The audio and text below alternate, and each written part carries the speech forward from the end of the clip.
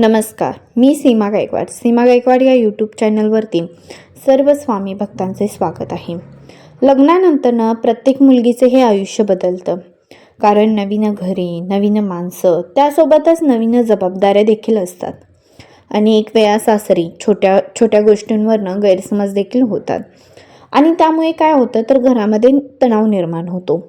पण सुनेने काही महत्त्वाच्या गोष्टी जर लक्षात ठेवल्या तर सासरचं घरही तिचं स्वतःचं घर बनवू शकते. तर चला काय आहे पाहूया. 1. आदराने वागणे.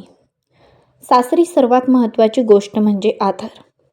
सासू सासरे आणि घरातील मोठ्यांशी नम्रपणे बोलणे ही खूप मोठी गोष्ट असते. आदर दिला तर तो परत आदर मिळतो. 2. संयम ठेवणे. सासरी सुरुवातीला प्रत्येक गोष्ट नवीन असते.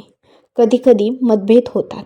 अशा वेळी रागाने उत्तर देण्याऐवजी शांत राहणे खूप महत्त्वाचे असते. 3. घराला स्वतःचे घर समजणे.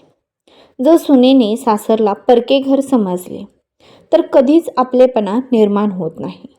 पण हे माझंच घर आहे असा विचार केला तर नाती मजबूत होतात. 4.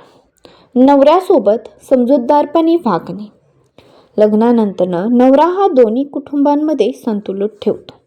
म्हणून येणाऱ्या नवीन सुनेने नवऱ्यावर अनावश्यक दबाव टाकू नये आणि दोघांनी एकमेकांना समजून घ्यावे.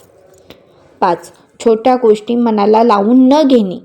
म्हणजे प्रत्येक घरात काही गोष्टी आवडत नाहीत, पण जर प्रत्येक गोष्ट मनाला लावली तर स्वतःलाच त्रास होतो. 6. संवाद ठेवणे. गैरसमज होण्याचे सर्वात मोठे कारण म्हणजे संवादाचा अभाव. आता घरात काही समस्या असेल तर शांतपणे बोलून ती सोडवणे महत्त्वाचे आहे. 7. सकारात्मक विचार ठेवणे. सासरी सुखी राहायचा सर्वात मोठा मंत्र म्हणजे सकारात्मक विचार. जर मन सकारात्मक असेल तर कोणतीही परिस्थिती सोपी वाटते. बघा ना की प्रत्येकाच्या आई-वडिलांना असं वाटतं की आपली प्रत्येकाची मुलगी सासरी ही सुखी राहावी. आणि जर सुनेने या काही गोष्टी लक्षात ठेवल्या तर सासरचं घरही प्रेमाने भरलेलं राहू शकतं. हा व्हिडिओ आवडला असेल तर नक्की लाईक करा, शेअर करा आणि सबस्क्राईब करायला विसरू नका. त्यासोबतच बेल आयकॉनवर क्लिक करा. धन्यवाद.